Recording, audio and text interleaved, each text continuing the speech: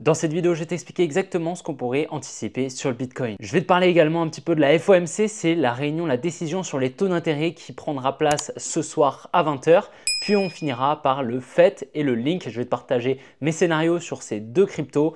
Donc reste bien jusqu'à la fin pour en prendre connaissance. Si tu n'as pas vu la vidéo d'hier, pour te rappeler un petit peu, donc la précédente semaine ici, on était donc au-dessus de cette trendline. C'était une trendline qui créait beaucoup de liquidités due à l'incitation. En fait, ça a incité énormément d'intervenants ici à se placer au-dessus de cette trendline. Comme tu le sais, la trendline en français, c'est droit de tendance, ce qui signifie donc que la majorité des intervenants vont se placer justement grâce à l'aide justement de cette trendline. Donc lorsqu'ils vont voir une trendline comme ceci, ils vont se placer à l'achat juste au-dessus en mettant donc des stop loss juste en dessous. C'est pour ça que si tu apprends à lire la liquidité, tu verras que les supports, les résistances et les trendlines sont des gros niveaux de liquidité. C'est pour ça que je t'avais partagé la semaine dernière et que je t'avais expliqué qu'il y avait énormément de probabilités qu'on casse cette trendline pour venir liquider tous les intervenants qui s'étaient placés à l'achat juste au-dessus. Donc ça, c'est ce que je t'avais expliqué hier. À présent, comme tu vois, on est en train de réellement créer un espèce de triangle, tu vois, avec deux trendlines. Ce triangle, c'est également énormément de liquidité.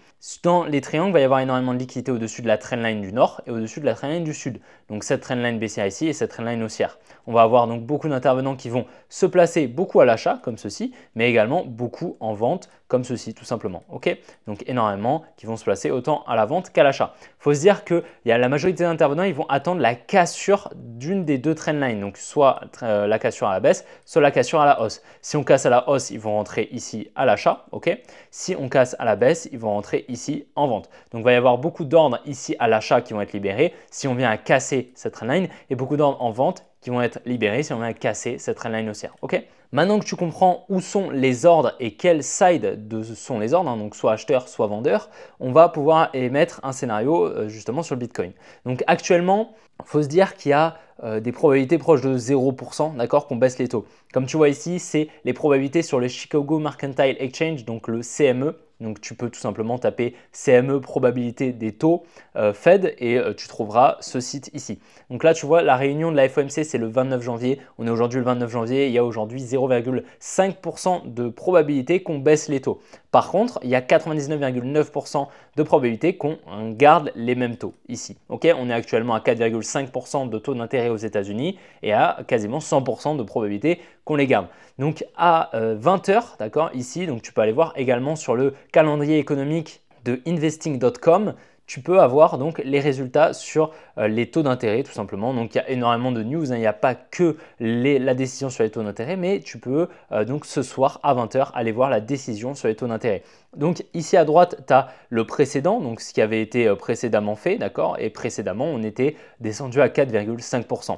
Ici c'est le forecast, donc l'anticipation, on est actuellement à 4,5%. Comme je t'ai dit, il y a 100% quasiment de probabilité qu'on garde les mêmes taux.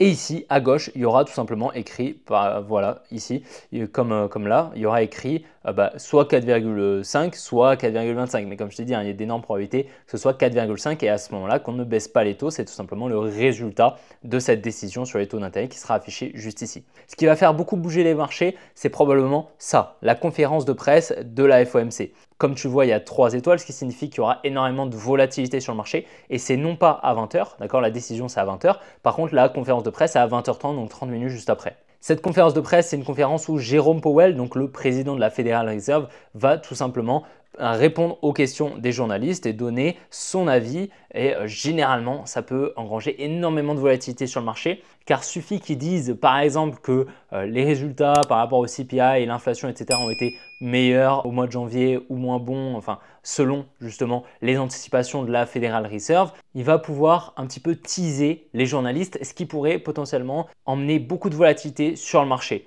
Donc il va falloir vraiment faire très attention à ça et c'est pour cela que je pense honnêtement que cette liquidité a été créée justement pour cette conférence de presse et à mon avis ce soir il y aura beaucoup de mouvements dont la liquidation de ces deux trendlines. Ce qui est quasiment sûr, d'énormes probabilités, c'est qu'on vienne liquider les deux trendlines, d'accord. Donc dans un premier temps peut-être celle du nord pour aller chercher au sud, ok, ou peut-être liquider celle du sud pour aller chercher par la suite au nord. C'est quelque chose également qui est possible.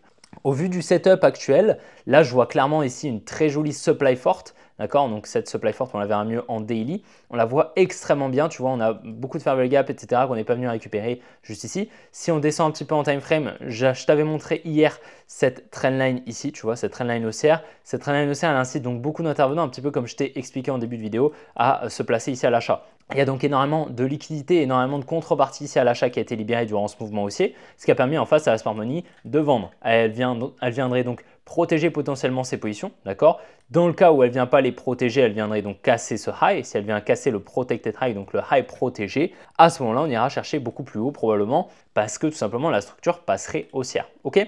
Étant donné que là actuellement, tu vois, on est sur une structure baissière, on aurait un high, un low et on aurait un high juste ici. Ok, donc on serait baissier actuellement. Si on vient casser ici ce high, donc la dernière injection d'ordre qui a permis la cassure du low juste ici, ok, on passerait tout simplement haussier et on pourrait anticiper des plus hauts. Mais comme je t'ai dit ici, on a une supply forte, donc à mon avis, on devrait avoir au minimum un rebond, probablement qui permettrait potentiellement d'aller chercher la demand forte dont je t'ai parlé hier, donc la demand ici en daily, on la voit très bien. C'est donc cet order block ici, c'est l'order block de l'accumulation qui a initié ce mouvement haussier. Ok, donc elle est vraiment très pertinente, justement dû à le fait qu'elle soit initiale, ok, et également qu'on a de la fair value gap ici.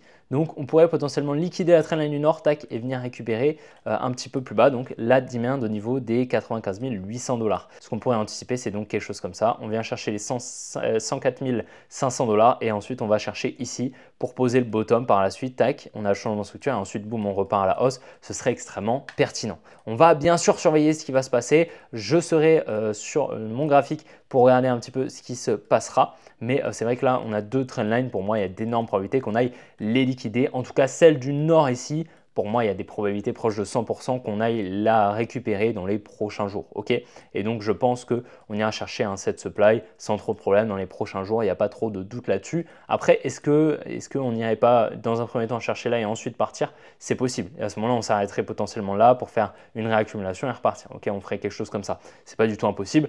Mais je pense qu'on aura pas mal de volatilité ce soir et on pourrait, comme je t'ai dit, avoir cette liquidation, puis par la suite aller chercher un petit peu plus bas. C'est en tout cas ce que je vais potentiellement anticiper. Et bien sûr, si on a quelque chose d'intéressant, donc un petit changement de structure ou peut-être une distribution ici dans cette supply, potentiellement que je rentrerai sur le marché donc en trade, c'est possible. Selon le setup, bien évidemment, je vais regarder et essayer de mettre un maximum de probabilité dans mon sens et dans le sens de mon scénario et donc de la position que je pourrais prendre sur le marché. Il y a déjà, je pense, plusieurs semaines que je t'avais parlé de cet énorme support au niveau des 1.1 $. Je ne sais pas si tu te souviens, c'est un énorme support en bleu. J'ai rien touché au graphique. On a donc ici cet énorme support qui avait été conforté avec ici des equal low et cette grosse trendline ici, et je t'avais justement fait part de l'anticipation où on allait probablement aller chercher plus bas et donc chercher ici ce low au niveau des 1 $. Ok, ce low qui était un niveau psychologique qui allait donc faire panique sell pas mal d'intervenants et donc il serait probable qu'actuellement on aille chercher la demand ici au niveau des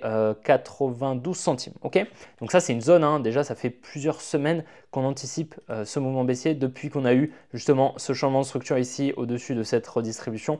On anticipait donc la liquidation ici de ce gros niveau de support qui donc incite énormément d'intervenants à se placer tout simplement à l'achat comme ceci. Ok, et donc, il y a énormément de liquidités qui viennent se placer juste en dessous. D'accord, il faut se dire que lorsqu'ils viennent se placer au-dessus du support, ils vont mettre leur stop loss sous le support, mais également ici sous ce low. C'est pour ça qu'on est venu le liquider. C'était extrêmement probable. En plus de ça, il est au 1 $. Donc, c'est un niveau psychologique. D'accord, ici, comme tu le vois, plus court terme, on n'est clairement pas en train de faire un bottom. Je n'ai pas l'impression. On a pas mal de liquidités ici. Donc, je pense qu'on va aller chercher un petit peu plus bas juste ici. Ok, je pense que c'est assez probable pour le moment qu'on aille chercher tout ça. En tout cas, le fait a clairement pas bien encaissé la news sur DeepSeek, contrairement à Tao, tout simplement car je pense que le projet va beaucoup moins en bénéficier par rapport à Tao, un Tao qui pourra bien plus bénéficier, on en a parlé hier, si tu souhaites aller voir la vidéo, tu l'as sur ma chaîne YouTube, pourra bien plus bénéficier de l'annonce de DeepSeek, un nouveau LLM open source qui pourra donc bénéficier à la performance du Tao en termes de projet, mais également en termes de graphique et en termes de capitalisation. Pour le moment, en tout cas, il faut se dire qu'on a énormément d'ordres en vente ici qui ont été libérés sous ce support qui donc permettrait un transfert main forte main faible où la smart money pourrait se servir de cette contrepartie en vente pour acheter tout simplement et se positionner à l'achat. Donc on va essayer de chercher une accumulation, donc un petit support à court terme qui va être liquidé, un retour ici dans cette demand et on attendrait un changement de structure. Actuellement le high protégé, où est-ce qu'il est? Il est tout simplement là, la dernière injection d'ordre avant la cassure de structure. Donc je vais essayer de te le mettre juste ici. Voilà, le protected high est juste là au niveau des 1,346 $. Donc si on vient le casser, donc il était là avant, tu vois, mais on est venu casser ici donc ce lot entre temps, donc tout simplement on le déplace ici. D'accord, tu as bien compris. Le link de Chainlink a distribué ici dans la supply, donc on va voir ici cette supply, juste ici on voit bien donc le dernier mouvement aussi avant l'expansion baissière, donc c'est l'order block pertinent avec ici de la fair value gap, etc. On est venu combler toute la fair value gap et puis on est venu distribuer. Donc regarde, si je te montre un petit peu, tout simplement la distribution c'est un setup qui permet à la smart money de créer de la contrepartie à court terme. Ici, on voit bien le support qui a été créé puis qui a été liquidé ici à 2 reprises, une fois, 2 fois. Donc avec le UT et le UTAD, très intéressant. On est venu par la suite shift la structure. Donc à partir du moment où on est venu casser ce low ici en 2 heures, sur la structure 2 heures environ, mais sinon ce serait ici ce low. Ici on voit bien de la liquidité qui est en train d'être créée avec un support qui incite donc beaucoup d'intervenants à se placer à l'achat, qui donc crée beaucoup de liquidité au sud. Ici, je te montre, mais là également, on a des equal lows juste là, tu vois bien. Donc là, pareil, c'est un support qui est créé tout simplement et donc de la liquidité. Et je pense qu'il y a de fortes probabilités de venir récupérer ces deux niveaux. Donc le premier niveau au niveau des 22,2 et le deuxième au niveau des 21,22 $ sur le link. Si on regarde un petit peu en higher time frame, on va essayer de repérer les demands qui sont intéressantes. Donc on a celle-ci, juste là, voilà, qui va être intéressante, qui est juste en dessous du premier niveau de liquidité. Mais comme je t'ai dit, pour moi, on devrait avoir une réaction selon moi dans la demand, ok, mais une redistribution pour probablement aller chercher les liquidités qu'on a juste en dessous. Donc cette demand, elle serait pertinente tout simplement grâce à la présence ici de liquidités. D'accord, ces liquidités qui sont présentes au niveau des 22,22 $, c'est tout simplement de la liquidité vendeuse qui permettrait potentiellement à la smart money d'acheter grâce à la contrepartie. Et donc à ce moment-là, d'aller chercher des plus hauts. Sauf que comme je t'ai dit, il y a un peu de liquidité ici et ça m'étonnerait qu'on les laisse. Et donc la deuxième demand pertinente, c'est la demand initiale du mouvement. Donc elle est pertinente justement due au fait qu'elle soit initiale au mouvement haussier. Ok, donc c'est ce mouvement baissier. En plus de ça, c'est une accumulation qui avait pris place qu'on avait vu. Ok, je t'avais montré avec changement de structure juste ici. Donc selon moi, ce qui est probable, c'est qu'on fasse quelque chose comme ça, tac. Et puis ensuite, on pourrait potentiellement chercher un changement de structure ici pour aller chercher des plus hauts. Ok, étant donné que l'order flow est haussier, on a un low qui est protégé juste ici. Donc tant qu'on ne vient pas le casser, on est toujours haussier et on peut anticiper des plus hauts. Ok, on a ici également un peu de fair value gap, donc ça augmente la probabilité et la pertinence de la demand au niveau de l'accumulation. Donc pour moi, c'est le niveau des 20,6 $. À mon avis, on devrait faire quelque chose comme ça. J'espère que la vidéo t'a plu. D'ailleurs, lundi, je t'ai posté une vidéo te permettant de t'initier au concept d'analyse technique et de smart money concept, te permettant de commencer à t'exercer sur le trading. Si tu ne l'as pas vu, je te la mets juste ici. Et dans tous les cas, je te souhaite une bonne après-midi, une bonne soirée. On se retrouvera très bientôt pour une prochaine vidéo. Allez, ciao les gars!